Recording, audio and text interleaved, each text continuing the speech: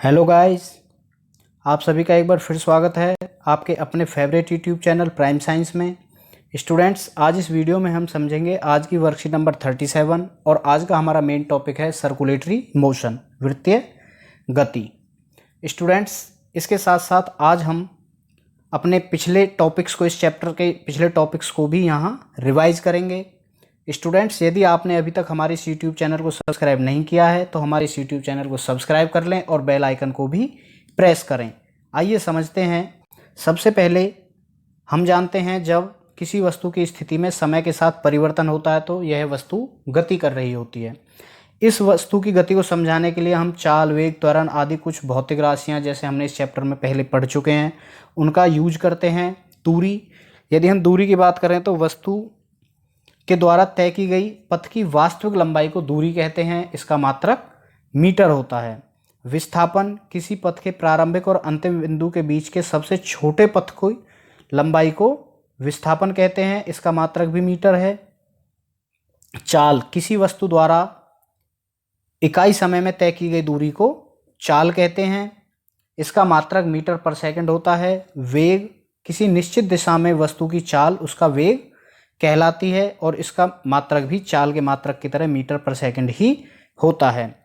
त्वरण, वेग में परिवर्तन की दर को हम त्वरण कहते हैं। इसका मात्रक मीटर पर सेकंड होता है, पर सेकंड स्क्वायर होता है और इसका फॉर्मूला होता है A=V-U/T। जो त्वरण निकालने का फॉर्मूला वह है अंतिम वेग माइनस प्रारंभिक वेग अपॉन टाइम। अपनी पिछली वर्कशीट में दूरी और समय के ग्राफ को भी पढ़ा। यदि दूरी और समय के ग्राफ में एक स्ट्रेट लाइन हमें स्लोप मिलती है तो हम कह सकते हैं कि वस्तु एक समान गति से गतिमान है। जबकि यदि यह स्लोप x अक्ष के समानांतर है तो यह वस्तु की विरामावस्था को शो करता है। हम कह सकते हैं कि वस्तु विरामावस्था में, वह अपनी स्थिति पर रुकी हुई है। और जब दूरी समय का ग्राफ इस तरह से कर्व शेप बनता है तो यह वस्तु की असमान गति को शो करता है। तो इस तरह से हम दूरी और समय की ग्राफ से वस्तु की गति को बता सकते हैं। हमने अपने पिछली वर्कशीट में गति के समीकरणों के बारे में भी पढ़ा। गति के 3 समीकरण होते हैं।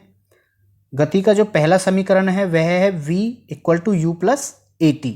इस समीकरण के द्वारा बच्चों वस्तु की प्रारंभिक वेग, अंतिम वेग, त्वरण और समय के बीच में संबंध को प्रदर्शित किया जा सकता है। दूसरा है S=UT+12AT²। यदि हमारे पास प्रारंभिक वेग है, त्वरण है और समय दिया गया है तो हम वस्तु के द्वारा तय की गई दूरी को ज्ञात कर सकते हैं। तीसरा है 2AS=V² - U²। इसमें भी यदि हमें यहाँ पर ये वैल्यूज़, कोई 3 वैल्यूज़ दी हैं तो हम चौथी वैल्यू को आसानी से निकाल सकते हैं। हमने वेग और समय ग्राफ के द्वारा इन तीनों समीकरण को प्रूव किया था ग्राफीय मेथड से। और हम जानते हैं वस्तु द्वारा तय दूरी वेग समय ग्राफ में घिरे क्षेत्र के क्षेत्रफल के बराबर होती है। ये जो आप ABCO जो एरिया है या AOCD जो एरिया है, इसका जो क्षेत्रफल है यह वस्तु के द्वारा तय की गई दूरी के बराबर होता है। बच्चों, वेग समय ग्राफ होता है। वेग समय ग्राफ में हमने पढ़ा था कि वेग समय ग्राफ किसी वस्तु के द्वारा जो त्वरण है उसको शो करता है। यदि यह पैरेलल लाइन स्लोप हमें मिलती है इस ग्राफ में तो हम कह सकते हैं वस्तु का त्वरण 0 है। वह एक समान गति से गति कर रही है, उसकी चाल बराबर है, ना अधिक बढ़ रही है ना ही घट रही है। दूसरा है, यदि हमें स्ट्रेट लाइन ग्राफ मिलता है तो हम कह सकते हैं वस्तु एक समान त्वरण से गति कर रही है। जब हमें ग्राफ डाउनवर्ड मिलता है, नीचे की तरफ, तो हम कह सकते हैं कि इसमें समान त्वरण हो रहा है लेकिन मंदन गति हो रही है, जो त्वरण है वो कम हो रहा है। यदि हमें इस तरह से जिगजैग ग्राफ मिलता है तो यह वस्तु की असमान त्वरण को शो करता है। अब पढ़ते हैं आज का मेन टॉपिक, सर्कुलेटरी मोशन, वृत्तीय गति। क्या ऐसी भी कोई परिस्थिति होती है जहां वस्तु की चाल समान हो लेकिन त्वरण होता रहे? देखिए, जब कोई वस्तु सर्कुलेटरी मोशन में, वृत्तीय गति में गतिमान रहती है, उसकी चाल समान रहते हुए भी उसमें त्वरण होता है। समझते हैं कैसे?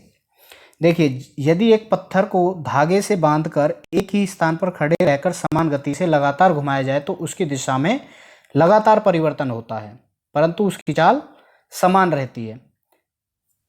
जब हम धागे से एक पत्थर को ऐसे घुमाएंगे तो ये अलग अलग पॉइंट पे जब जब जाएगा तो कंटिन्यू इसकी दिशा चेंज होगी। दिशा चेंज होने को हम कह सकते हैं कि इसके वेग में परिवर्तन होगा, क्योंकि वेग में परिवर्तन क्या है? किसी वस्तु की दिशा में परिवर्तन, किसी दिशा में वस्तु के द्वारा तय की गई दूरी। तो जैसे जैसे दूरी तय कर रहा है किसी दिशा में, तो मतलब उसके वेग में परिवर्तन हो रहा है, और वेग में परिवर्तन हो रहा है तो इसी को हम त्वरण कहते हैं। तो हम कह सकते हैं कि समान दूरी तय करते हुए, समान चाल से गति होते हुए भी वस्तु में त्वरण होता है। एक समान वृत्तीय गति क्या है? जब एक वस्तु वृत्तीय पथ पर एक समान चाल से चलती है तब उसकी गति एक समान वृत्तीय गति कहलाती है। जैसे वृत्तीय पथ पर दौड़ता धावक, पृथ्वी के चक्कर लगाता सैटेलाइट। यदि कोई वस्तु वृत्तीय गति में है तो उसकी चाल निकालने का फॉर्मूला है v = 2πr upon time. r यहाँ पर पथ की त्रिज्या है और t वस्तु द्वारा लिया गया समय, एक चक्कर पूरा करने में लिया गया समय है। आइए अब देखते हैं इस टॉपिक से जो क्वेश्चंस हमारे पास यहाँ आज वर्कशीट में हैं उनको एक एक करके समझते हैं। पहला है, दूरी तथा विस्थापन में एक अंतर बताइए। तो बच्चों, दूरी आपने पढ़ा है, किसी पथ पर प्रारंभिक व अंतिम बिंदु के बीच की एक्चुअल जो डिस्टेंस है उसको दूरी कहते हैं, वास्तविक लंबाई को। और विस्थापन है प्रारंभिक व अंतिम बिंदु के बीच में कम से कम दूरी को विस्थापन कहते हैं। दूरी को हम कह सकते हैं यह एक अदिश राशि है, जबकि विस्थापन एक सदिश राशि है।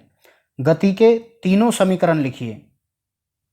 और गति के तीनों समीकरणों को यहाँ पर अपनी वीडियोज में समझा है, वहाँ से आप देखकर इसे लिख सकते हैं। जैसे पहला समीकरण है v = u + at, सेकंड है s = ut + ½ at², और थर्ड समीकरण है v² = u² + 2as।